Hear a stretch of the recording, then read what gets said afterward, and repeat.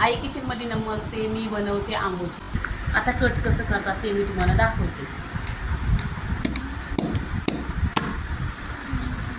हे बघा 2 पीस केलेलं आहे. ह्याचं तुम्ही 2 पीस करा, 4 पीस करा.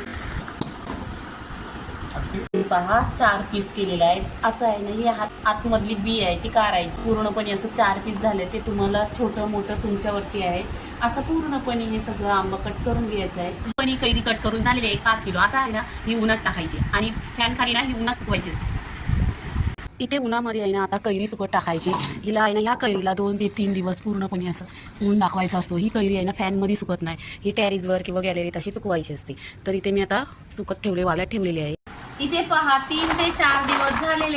आता याच्यावर मीठ टाकायचं. तुम्हाला जेवढं लागेल तेवढं मीठ टाकायचं. मीठ जेवढं जास्त टाकणार तेवढी आंबोशी जास्त टिकणार. ही कैरी आहे ना सुकलेली आहे पहा.